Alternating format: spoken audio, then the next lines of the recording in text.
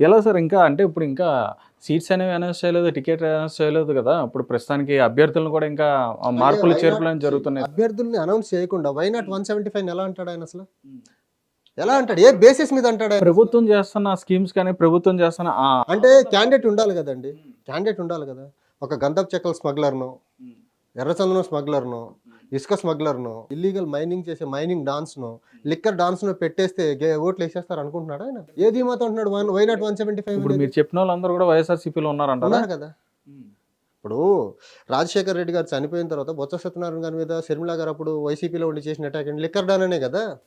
మద్యం వ్యాపారాలు, అక్రమ మద్యం వ్యాపారాలని బొత్స గారి దగ్గరే ఉన్నాయనే కదా ఆవిడ చేసిన ఆరోపణ. లిక్కర్ డాన్ కాదా? పెద్దిరెడ్డి రామచంద్రారెడ్డి అనే వ్యక్తి మైనింగ్ డాన్ కాదా ఆయన? ఇంకొంతమంది వైసీపీకి సంబంధించిన వాళ్ళు ఎర్రచందనం స్మగ్లింగ్ చేయట్లేదా? అలాంటి వాళ్ళే కదా అక్కడ ఉంది.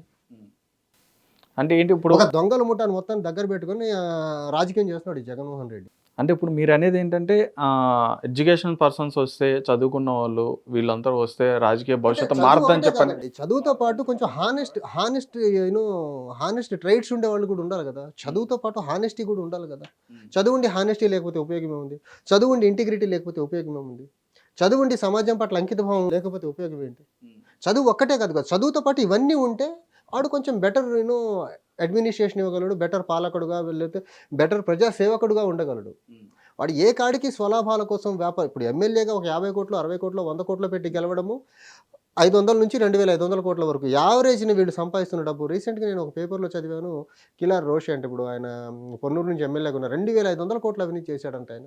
ఒక్క ఎమ్మెల్యే 2500 కోట్లు 5 సంవత్సరాల్లో అవినీతి సొమ్ము సంపాదించగలిగాడంటే దాన్ని ఎలా చూడాలి మనం అసలు?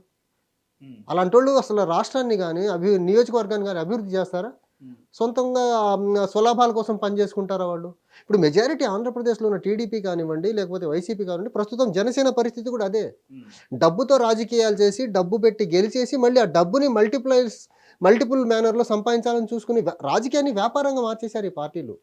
దానికి భిన్నంగా జై భారత్ నేషనల్ పార్టీ ఈ వ్యాపారస్తుల్ని రాజకీయాన్ని వ్యాపారంగా చూసే వాళ్ళని ప్రమోట్ చేయకుండా రాజకీయంగా ప్రజా సేవ కోసం వాడే వాళ్ళని ప్రమోట్ చేయాలని ప్రయత్నంలో భాగంగా జై భారత్ నేషనల్ పార్టీ ముందుకు వస్తుంది.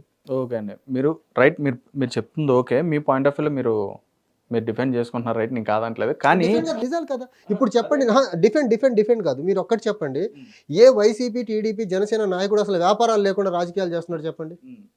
వీళ్ళు ఎమ్మెల్యేలు, ఎంపీలుగా గెలిచిన తర్వాత ఆ జీతాలతోనే బతుకుతున్నారు. వీళ్ళు లిక్కర్ వ్యాపారాలు, తర్వాత illegal sand mining, illegal mineral mining చేస్తున్నారు. వచ్చేటప్పటికి మీరు అన్నట్టుగా రైట్, ఎమ్మెల్యేలకు కానీ ఈ వీళ్ళకి కానీ వాళ్ళకి వచ్చే గవర్నమెంట్ నుంచి వచ్చే శాలరీస్ అనేవి సపరేట్ ఉంటాయి. అది సపరేట్గా ఉంటాయి కదా, అలవెన్స్లు కూడా ఉంటాయి.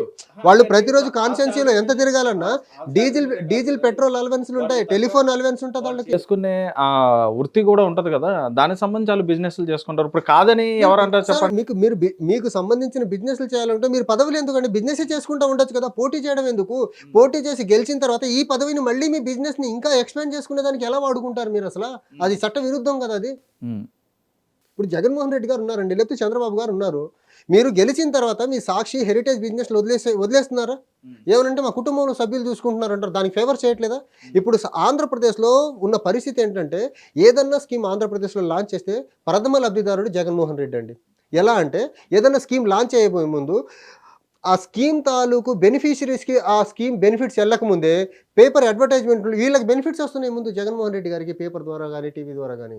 సో ఆంధ్రప్రదేశ్లో ఏదైనా స్కీమ్ తీసుకోండి మీరు, ప్రథమ లబ్ధిదారుడు జగన్మోహన్ రెడ్డి వాళ్ళ కుటుంబ సభ్యులే, తర్వాతే ప్రజలకు వస్తుంది.